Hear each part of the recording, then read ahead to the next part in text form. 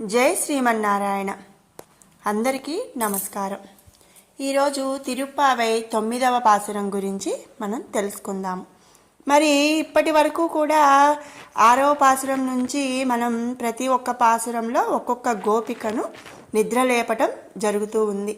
మరి వీళ్ళందరూ అంటే ఇప్పటి వరకు లేచిన గోపికలందరూ కూడా కలిసి 9వ పాసురంలో 4వ గోపికను మేల్కొల్పడానికి బయలుదేరతారు. ఇక ఈ 4వ గోపిక ఎలాంటిది అంటే చాలా గొప్ప భక్తురాలన్నమాట.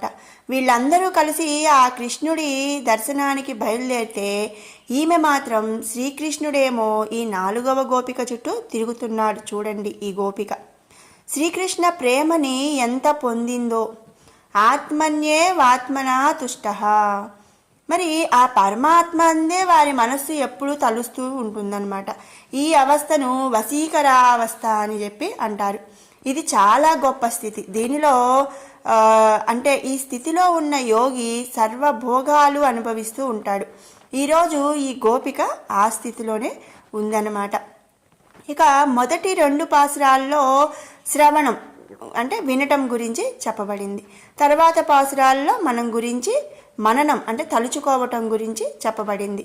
ఇక ఈ 9వ పాసురం నుంచి 12వ పాసురం వరకు కూడా ధ్యాన దశ వివరించబడుతూ ఉంటుందన్నమాట. అలాంటి ధ్యానంలో పరాకాష్ఠలో ఉన్న గోపిక ఈనాడు మేల్కొల్పబడుతుంది. పరాకాష్ఠ అంటే ఇక దానికి మించి ఇంకా వేరే స్థాయి లేదు, ఎంతో ఉన్నత స్థాయికి ఎదిగిపోయింది అని చెప్పి అర్థం. అలా ఈ 9వ పాసురంలో అలాంటి ఒక గోపికని గోదాదేవి నిద్ర నుంచి మేల్కొల్పుతుంది. ఇప్పుడు ఈ 9వ పాసురం యొక్క భావాన్ని మనం తెలుసుకుందాము. తూమణి మాడత్తు సుట్రం విలక్కెరియా. ఈ గోపిక అద్దాల భవనంలో ఉంటుందట. ఆ భవనం ఎలాంటిదంటే చుట్టూ నవరత్నాలతో మణులతో కట్టబడిందట ఆ భవనం. ఈ గోపిక చూడండి ఎలాంటి భవనంలో ఉంటుందో. అంటే పరమాత్మట భక్తులకు, అంటే ఈరోజు గోపిక ఉన్న స్థితిలో ఉన్నటువంటి భక్తులకు మాత్రమే మోక్షాన్ని పొందడానికి అర్హత ఉన్న భక్తులకు అంటే జీవులకు నవరత్నాలతో మణులతో అందమైన భవనాలని కట్టిస్తాడట. కానీ ఆయన మాత్రం రాళ్లతో కట్టిన ఇంటిలో, అంటే అదొక భవనం కూడా కాదనమాట, అలాంటి రాళ్లతో కట్టబడినటువంటి ఇంట్లో ఉంటాడంట. భక్తుల సుఖాన్నే కోరుకుంటాడు భగవంతుడు. మరి అర్జునుడికి రథసారిదిగా అవలేదా శ్రీకృష్ణుడు? అలాగే యశోదకి కొడుకుగా ఉండి యశోద ముద్దులు కూడా తీర్చలేదా? కాబట్టి ఆ భగవంతుడు ఎప్పుడైనా కూడా తన భక్తులకు సంతోషాలని అలా ఇస్తూ తాను మాత్రం ఒక రాళ్లతో కట్టినటువంటి ఇంటిలో ఉంటాడు. సుట్రుం విలక్కెరియా. ఆ భవనం చుట్టూ దీపాలు ప్రకాశిస్తూ ఉన్నాయంట. ఆ భవనం అద్దాలతో నిర్మించడం వలన ఆ దీపాల యొక్క కాంతి బయట ఉన్న గోపికలకు కూడా కనిపిస్తుందట. ఈ గోపిక జ్ఞానవంతురాలు కాబట్టి ఈ గోపికతో స్నేహం చేస్తే వారికి కూడా కొంత జ్ఞానం అంటుతుంది. ఇక్కడ దీపం అంటే జ్ఞానం అని చెప్పి మనం తెలుసుకోవాలి. ధూపం కమల. మంచి అగరవత్తులు వాసన వస్తుందంట. మరి మంచి సువాసనలు వస్తున్నాయంట. అయినా ఆ సువాసనలు ఆమెకి తెలియట్లేదట. ఎందుకంటే ఆమె పూర్తిగా భగవంతునితో ఉన్నాను అన్న భ్రమలో నిద్రిస్తుంది. ప్రజాహాతి యాత్ కామాన్ అని భగవద్గీతలో చెప్పినట్లు పరమాత్మ మీదే మనసు నిలిపినట్లయితే ఇక వేరే కోరికల మీద అనేది ధ్యాసే ఉండదు. అలాంటి స్థితిలోనే ఉన్నది ఈ గోపిక. తుయుల్ అనై మేల్ కణ్ వలరుం. ఆమె హంసతూలికా తల్పం మీద పడుకుందంట. ఇలాంటివి గుత్తి దీపంలో పాటు క్రింద పెట్టుకొని కుందు దీపాలు కూడా ఆమె చుట్టూ ఉన్నాయంట. మరి లోపల మంచి అగరబత్తులు వెలుగుతున్నాయి. ఆ భవనం అంతా కూడా పరిమళం వస్తుంది, మంచి వాసన కూడా వస్తుంది. మరి బాగా మత్తుగా నిద్రపోయిందట ఆ గోపిక. మత్తుగా అంటే ఆ భగవంతుని కోసం, ఆ శ్రీకృష్ణుడు కోసం కలలు కంటూ నిద్రపోతుంది. అటువంటి హంసతూలికా తల్పంపై అంటే ఇలా నడుం వాల్చగానే నిద్ర పట్టేసేదాన్ని హంసతూలికా తల్పం అని చెప్పి అంటారు. అలాంటి హంసతూలికా తల్పంపై నిద్ర పట్టేస్తుందట. నీ దగ్గర కృష్ణుడు లేదంటావా? ఖచ్చితంగా ఉంటాడా అని బయట గోపీలు అంటున్నారంట. మామాన్ మగలే. మామాన్ మగళే అంటే మా మామయ్య కూతురా. చూడండి, నిజానికి గోదాదేవికి తన స్నేహితులకి ఎలాంటి చుట్టరికం కూడా లేదు. అయినా సరే తనకు తాను గోపికగా భావిస్తుంది కాబట్టి ఆధ్యాత్మిక సంబంధం కాకుండా భౌతిక సంబంధం పెట్టుకుంటుంది వారి స్నేహితులతో. మనకు ఎవరి మీదైనా సరే ఇష్టం ఉందనుకోండి, వాళ్ళని ఏదో ఒక వరుస పెట్టి పిలుస్తుంటాం. మరి మనకు బాగా ఇష్టం ఉన్న వాళ్ళని మనం ఏదో ఒక వరుస పెట్టి పిలుస్తూ ఉంటాము. ఉదాహరణకి మన స్నేహితులనే చూడండి, అక్క అనో బావ అనో లేకపోతే మామ అని అట్లా మనం వరుసతో పిలుస్తూ ఉంటాం కదా. అలాగే ఇక్కడ గోదాదేవి కూడా తన స్నేహితులందరినీ కూడా ఒక వరుస పెట్టి పిలుస్తుంటారు. మణికదవం తాళ్తిరవాయ్, మణులతో పొదగబడిన తలుపులు గడియను తీయమ్మ, లోపల గోపికకు బయట గోపికలు కనిపిస్తున్నారు, బయట గోపికలకు లోపల గోపిక కనిపిస్తుంది. మరి లోపల ఉన్న గోపిక తల్లి తన కూతురుతో అంటుందట, ఇకనైనా నీ పరిహాసాలు ఆపిచూడు, బయట నీ స్నేహితులందరూ మంచులో వణికిపోతూ నీ గురించి ఎలా చేస్తున్నారో వెళ్ళి తలుపు తీ. ఆ తల్లి కూతురుతో మాట్లాడటం గోపికలకు వినబడకపోయినా కనిపిస్తుందని కాబట్టి ఈ విధంగా ఊహించుకున్నారు. కూతుర్ని తలుపులు తీయమని చెప్పి ఆ తల్లి చెప్తుంది. మామీర్ అంటే ఓ అత్త.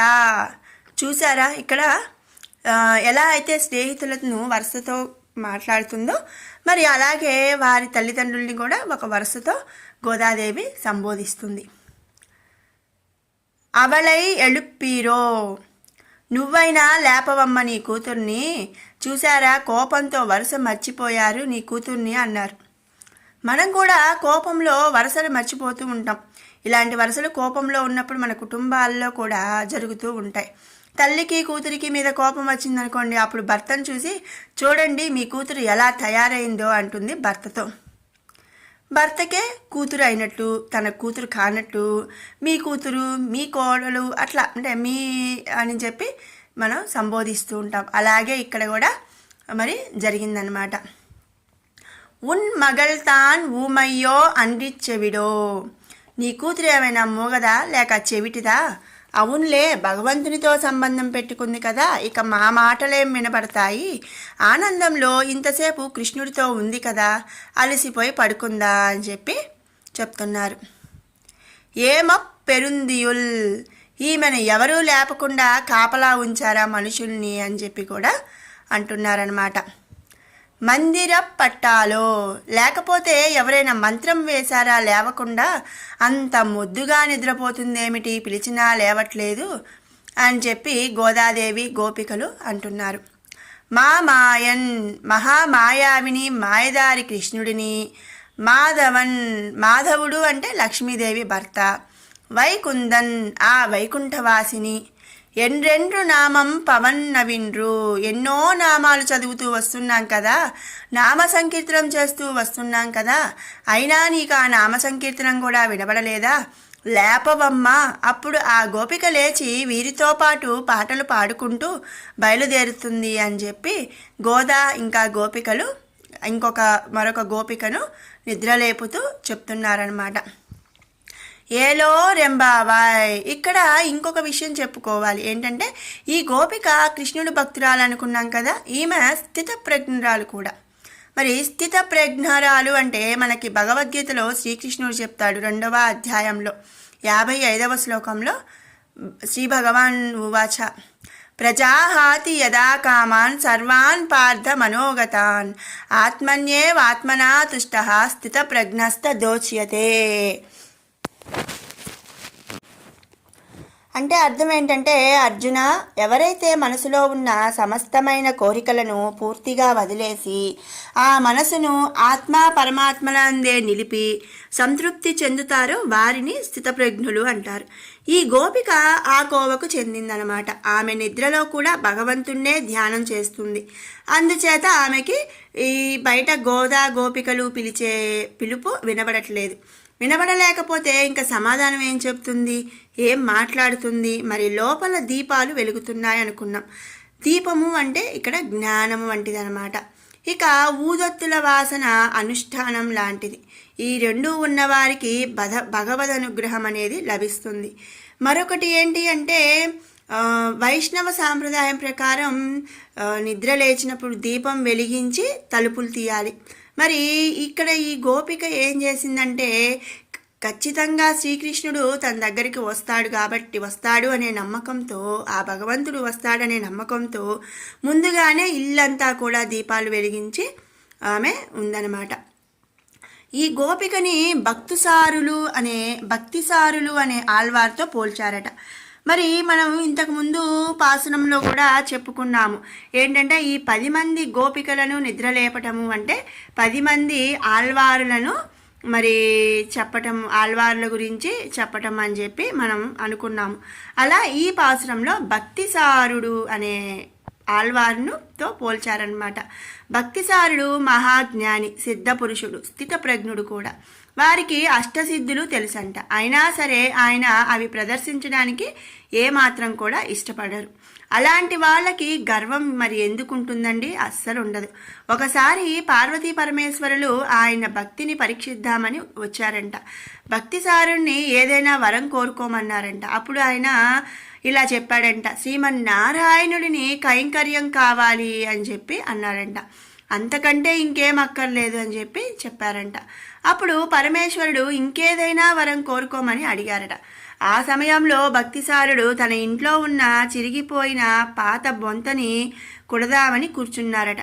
ఆయన పరమశివుడితో, నేను చిరిగిపోయిన ఈ బొంతని కుట్టుకోవాలి, ఈ సూదిలోకి దారం ఎక్కించి ఇవ్వు అని చెప్పి అన్నారట.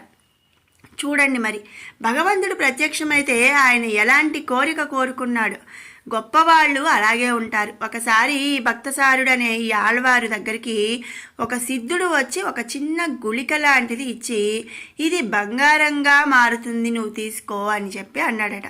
అప్పుడు ఆళ్వారు ఏమన్నారంటే, నా శరీరాన్ని ఇలా పామితే వచ్చే మట్టి కూడా బంగారం అవుతుంది, ఇదిగో మీరు తీసుకోండి అన్నారట. అప్పుడు ఆ సిద్ధుడు ఆ మట్టిని పరీక్షిస్తే ఆ మట్టి ముద్ద బంగారంగా మారిపోయిందట. ఒక వృద్ధురాలు ఆ ఆళ్వారికి సేవ చేస్తుంటే కొన్నాళ్లకి ఆమెకు వృద్ధాప్యం పోయి యవ్వనం వచ్చిందట. 18 ఏళ్ల అమ్మాయిగా తయారైందంట. ఆమెను చూసి ఆ ఊరి రాజు వివాహం చేసుకున్నాడు. అప్పుడు తనకి కూడా యవ్వనానికి తెప్పించమని ఆ ఆళ్వార్ను కోరారు ఆ రాజుగారు.